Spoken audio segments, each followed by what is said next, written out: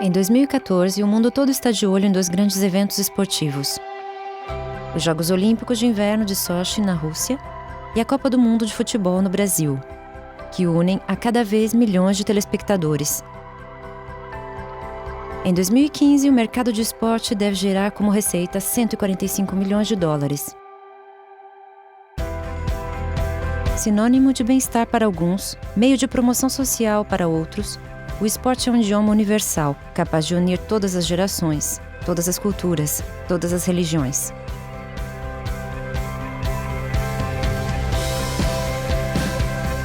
Em 1989, durante a final do torneio de tênis de Roland Garros, um jovem rapaz de 17 anos bateu o gigante sueco Stefan Edberg.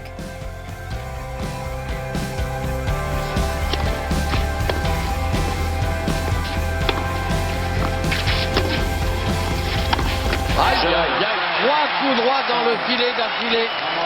Et voilà, c'est terminé, 3h41 minutes de match.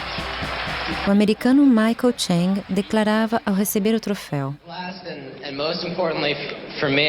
"Eu agradeço Jesus Cristo, a quem tudo devo."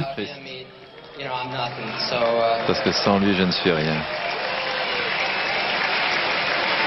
Tout ça est très très beau. Belle humilité. Kelly Clark, a campeã com mais títulos de snowboard da história, escreveu particularmente essa exclamação em sua prancha: "Jesus, eu não posso te esconder meu amor." Também nos lembramos dos jogadores brasileiros que, em 2002, na Coreia do Sul, após terem vencido a Alemanha na final da Copa do Mundo, tinham em suas camisas a frase: "Jesus te ama." Quando a entrega de medalhas começou, eles ainda se encontravam no campo, de joelhos, para orar. O que é que faz esses campeões manifestarem seu reconhecimento a Deus? Como o esporte pode ser a oportunidade de um encontro e de um caminho com Cristo?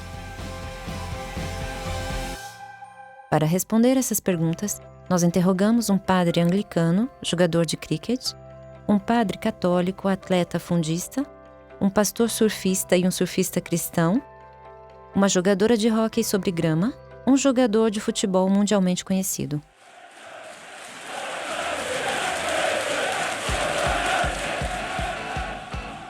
Nossa capacidade de praticar esporte é um dom de Deus. E se formos capazes de gerir esses talentos de uma maneira cuidadosa, vendo-os como dons recebidos e não como mestres de nossas vidas, Deus vai utilizá-los.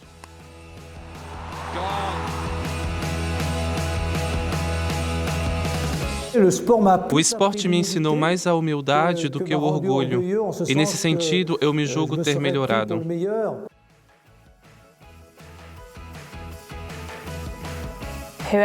Pouco importa por quem eu jogo, pouco importa a posição que ocupo na equipe. O importante é me lembrar que minha identidade está em Deus e no que Ele fez por mim.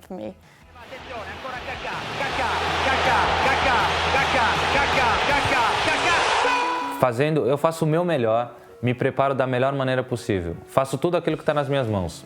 Eu planto, eu rego e o fruto vem dele.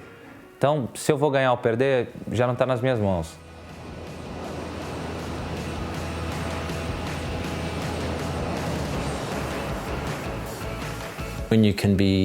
Quando você surfa uma onda e sente o poder e a velocidade dessa onda, o vento, você experimenta realmente a criação.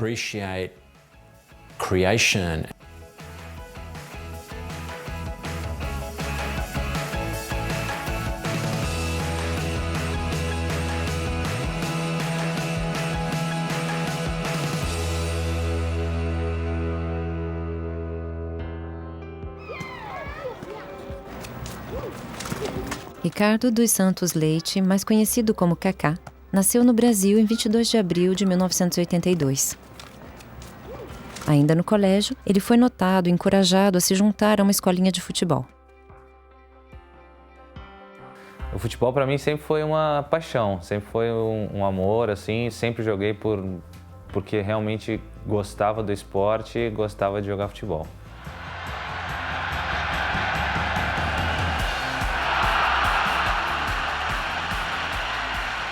Eu cresci num lar cristão. Meus pais sempre foram evangélicos e sempre me ensinaram os valores da Bíblia desde criança. Então, eu sempre aprendi esses valores ao longo da minha infância, da minha juventude. E aí, claro, chegou um momento onde eu também queria viver as minhas experiências com Deus. Deixei de ser aquele que só ouvia dos meus pais, das experiências deles, para começar a ter as minhas experiências. Aos 18 anos, um grave acidente em uma piscina pública quase lhe tira todas as chances de se tornar um profissional. Durante a queda de um tobogã aquático, ele quebra a sexta vértebra cervical.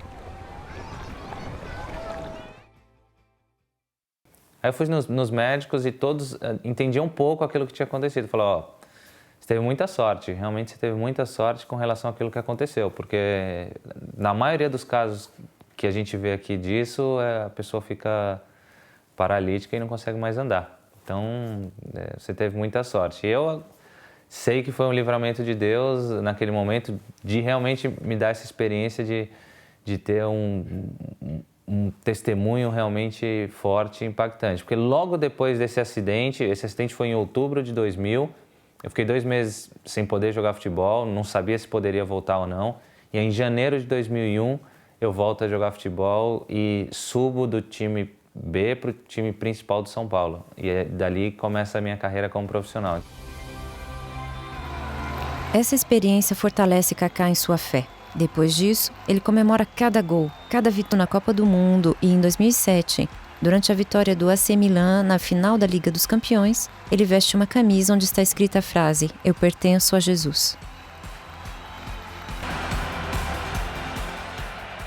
Essa camiseta, para mim, acabei usando ela em momentos muito importantes das minhas conquistas profissionais, porque realmente eu tinha a vontade de dizer ao mundo que eu sou de Jesus. E aproveitei essas oportunidades, ganhando a Copa do Mundo em 2002, ganhando a Champions League em 2007, de realmente dizer ao mundo que eu sou de Jesus.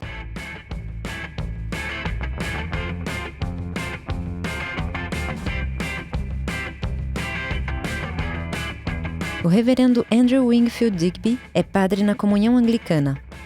Ele também recebeu ainda jovem sua fé e seu dom para o esporte. Ele lembra da época em que teve que fazer uma escolha crucial no momento de começar seus estudos de teologia. Eu me debatia entre meu engajamento no meu esporte, no meu trabalho e meu engajamento por Cristo. Eu me lembro de ter ajoelhado ao lado da minha cama quando começava minha formação para o ministério e ter dito a Deus, pensando profundamente, não somente dizendo: Senhor, eu nunca mais jogarei cricket, a não ser que seja tu que o queiras. E me lembro de levantar e dizer à minha esposa: prometi a Deus não mais jogar cricket, a não ser que seja Ele quem deseje. E ela disse: só isso? É que o cricket não lhe interessava. Mas algumas semanas mais tarde, para sua surpresa, ele recebe uma carta da universidade lhe convidando para voltar a jogar cricket. Um pouco desorientado, Andrew vai à casa de seu diretor de estudos.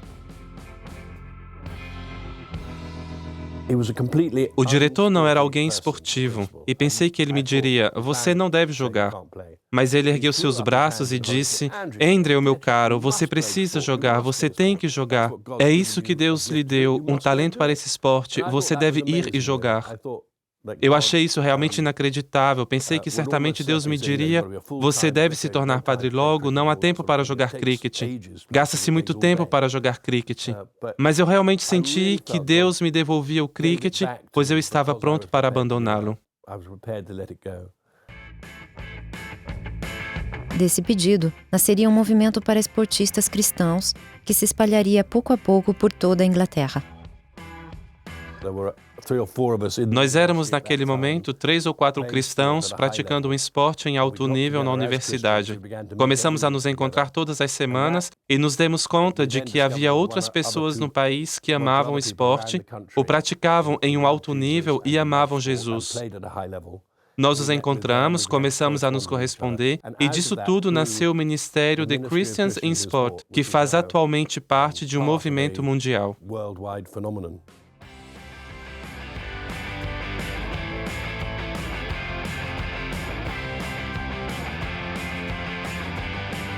30 anos mais tarde, são mais de 4.800 atletas cristãos, amadores, universitários e profissionais que se engajam a orar pelos seus colegas, jogando de uma maneira que honre Cristo, tanto no campo como fora dele, e testemunhando a boa nova em sua equipe.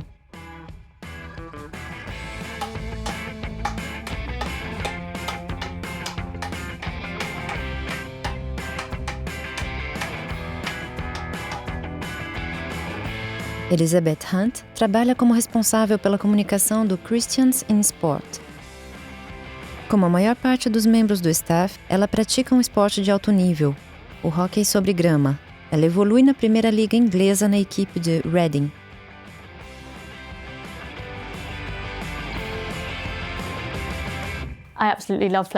Eu amo praticar um esporte, e eu amo quando a Bíblia diz que todos os nossos talentos são dons de Deus. O fato de ser uma esportiva cristã me dá a possibilidade de encontrar minha identidade em Cristo, ao contrário do que é vivido no mundo do esporte, onde a identidade de alguém é frequentemente definida pelo seu nível de performance.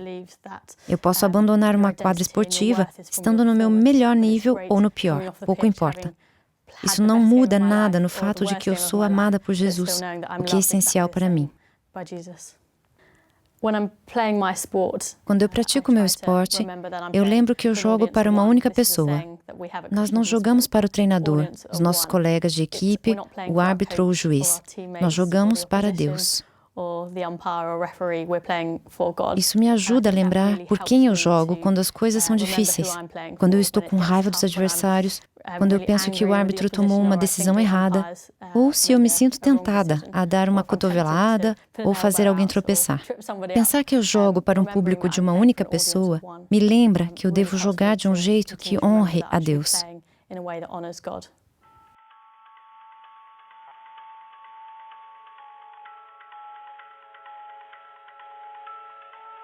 Desde seus estudos no seminário, o padre René Pichon, pároco de uma paróquia católica em Chambéry, na França, tentou estabelecer uma relação entre o esporte e a fé. Atleta de alto nível, ele praticava a corrida. Para ele, o espírito de competição e a ambição dos esportistas são noções que podem elevar todo ser humano. Em uma competição, a gente não busca vencer os outros no sentido de destruí-los. Não é a guerra. Há leis, regras, uma arbitragem. O objetivo, quando dizemos eu quero vencer o outro, é antes de tudo lutar consigo mesmo. Vencer você mesmo quer dizer se apoiar sobre o adversário para ir muito mais longe você mesmo do que quando fazemos isso sozinhos. É a competição.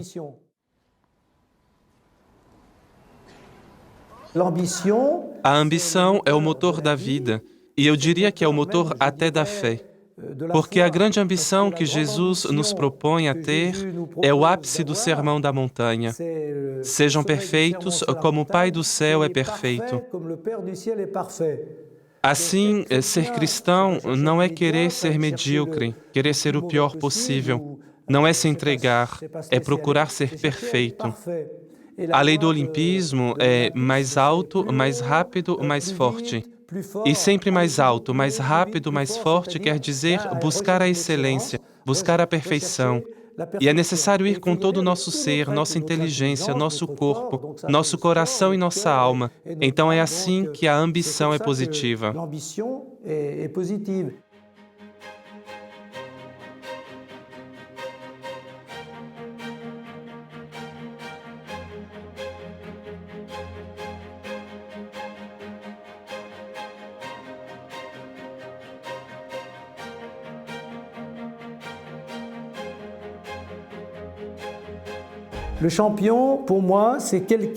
O campeão, para mim, é alguém que tenta viver na sua vida humana e espiritual o que ele vive dentro do campo de esporte.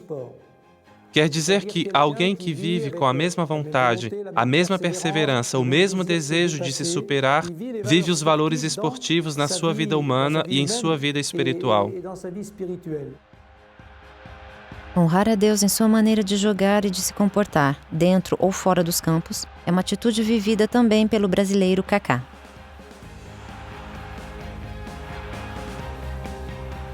Eu acho que as minhas emoções, o meu comportamento, fala muito mais do que as minhas palavras. Então, acho que é um lugar realmente onde eu possa dar meu testemunho, eu posso estar falando, posso estar demonstrando às pessoas realmente os valores que eu acredito.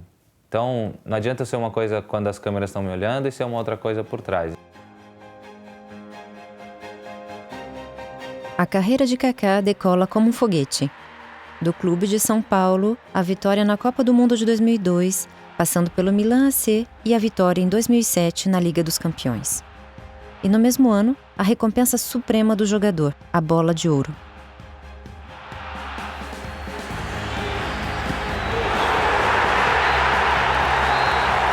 A atleta foi freada por várias contusões e uma transferência pouco convincente para o Real Madrid. Eu acho que no começo a minha fé era muito baseada em resultado. Assim, se as coisas acontecessem, significava que eu tinha muita fé, e quando não acontecia, significava que eu estava fazendo alguma coisa de errado.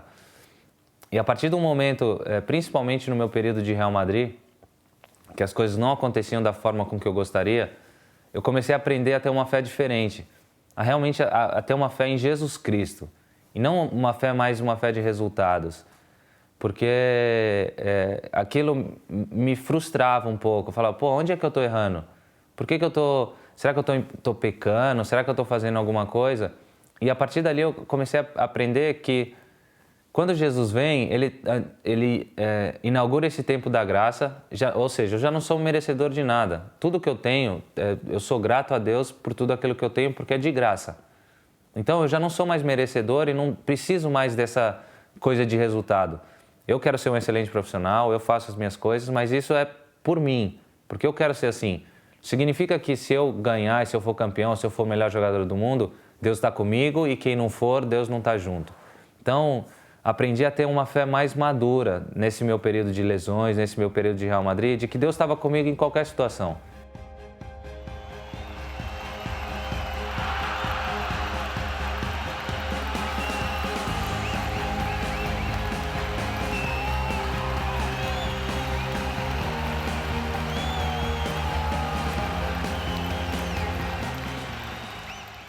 Porque não é por eu ser famoso, não é por eu ser rico, não é por eu ser bem-sucedido que eu preciso de Jesus ou não preciso de Jesus. Eu preciso de Jesus porque eu preciso de Jesus. É só por isso, porque eu preciso dele. Então não é mais pelo resultado, não é mais pelo que eu tenho ou pelo que eu não tenho. E isso para todos nós. Porque senão Deus seria um Deus muito injusto. Por que o rico não precisa, o pobre precisa? Por que o branco precisa e o negro não precisa? Então, eu preciso porque eu preciso dele. Eu dependo dele e eu acredito que a minha vida está nele. Eu sou, ele é a árvore e eu sou o ramo. Então, eu preciso dele. Para a minha existência, a minha sobrevivência, eu preciso de Jesus.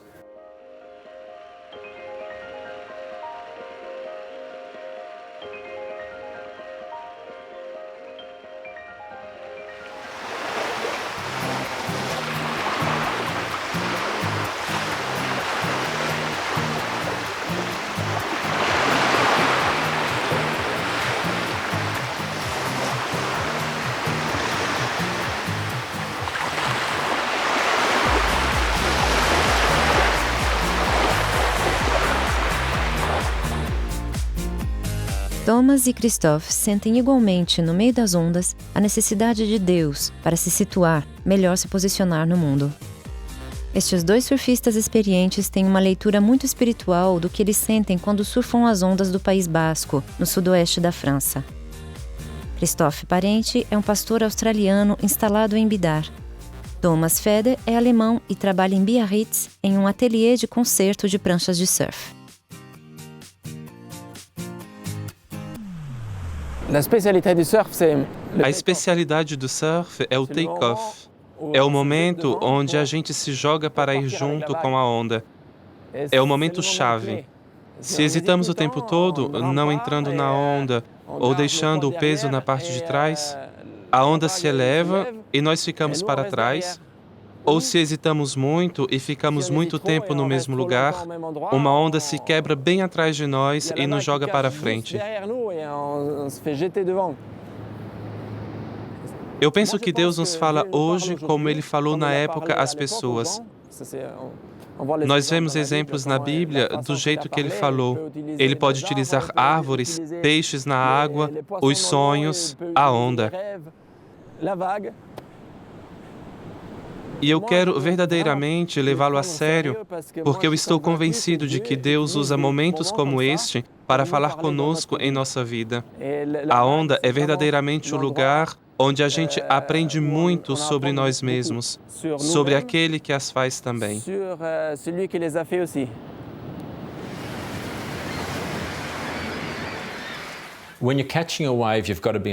Quando você pega uma onda, você tem que estar no lugar certo. E se você fechar os olhos e tentar pegar uma onda, você não saberá onde você está. Então você não pegará a onda e, neste caso, você não fará a experiência do prazer do surf. Ou você será esmagado pela onda e não a pegará nunca. Então, para mim, é realmente assim com Deus. É muito importante para mim passar um tempo com Ele. Cotidianamente, ler Sua palavra, ler a Bíblia em oração, para saber onde estão os meus apoios, para que eu possa viver a vida a fundo. Eu não quero perder minha vida e deixar de pegar as ondas porque eu não estou no lugar certo. Então, o fato de saber onde me posicionar para pegar uma onda me leva a Deus que me diz: é suficiente que você esteja em comunhão comigo, cotidianamente, para que, aconteça o que acontecer, bênçãos, desafios, doença, você possa vivê-las comigo e perto de mim, e que eu possa te guiar através de tudo isso. E que, finalmente, Ele dá uma bênção e um aprofundamento da minha relação com Ele. É então uma experiência espiritual que Deus me faz viver através do surf. Spiritual experience, that God spoke to me out in the surf. Em agosto de 2013, o Papa Francisco não tinha encontrado ainda nenhuma grande personalidade política do mundo, mas recebe no Vaticano o jogador de futebol argentino Lionel Messi. Como milhares de argentinos, o Papa Francisco tem uma verdadeira paixão por futebol e, sobretudo, por San Lorenzo, o clube de sua juventude. Ele não teme em se servir desse esporte para explicar o que é a fé cristã. Assim, ele declara diante dos milhares de jovens reunidos na praia de Copacabana em julho de 2013.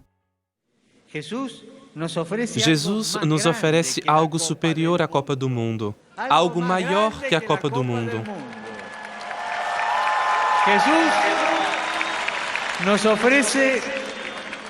Jesus oferece-nos a possibilidade de uma vida fecunda, de uma vida feliz, e nos oferece também um futuro com Ele que não terá fim, na vida eterna. É o que nos oferece Jesus. Mas Ele pede para pagarmos a entrada, e a entrada é que treinemos para estar em forma, para enfrentar sem medo todas as situações da vida, testemunhando a nossa fé. Através do diálogo com Ele, a oração.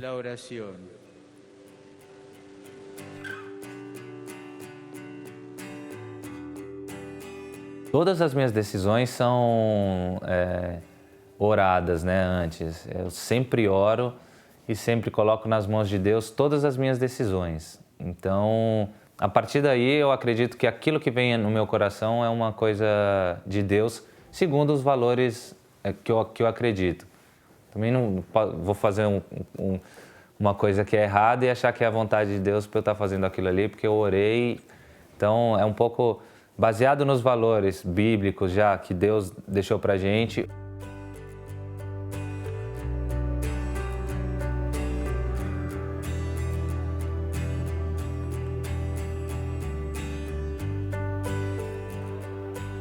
A Bíblia fala muito comigo em diversos momentos da minha vida.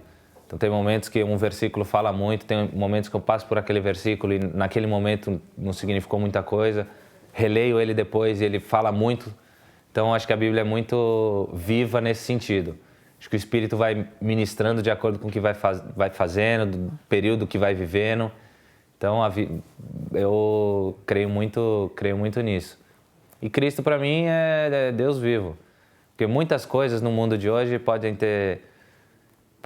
te dar alguma coisa de diferente. Mas só Jesus pode dar realmente aquele preenchimento que falta, aquilo que falta dentro de nós. te dá uma vida com sentido. Realmente é só Jesus que pode dar esse sentido às nossas vidas. Então, que busquem aí fazer a profissão que quiserem, a carreira que quiserem, tudo mais, e que busquem Jesus realmente porque nós precisamos dele, porque Jesus é o único e suficiente Salvador.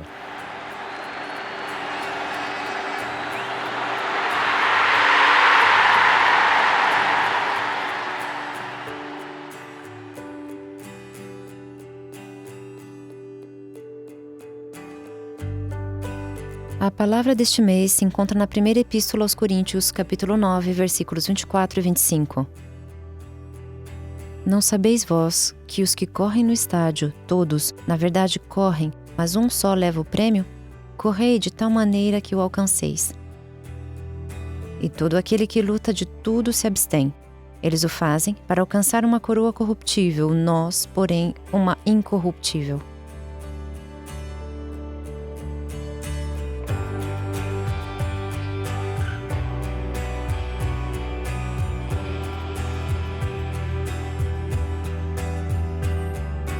Para este mês, nós podemos pedir a graça de receber esse espírito de campeão ao qual o Senhor nos chama.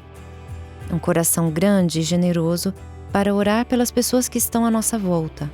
Uma atitude que honre Deus em todas as situações do nosso cotidiano. E o zelo por partilhar a boa nova de Jesus Cristo no mundo.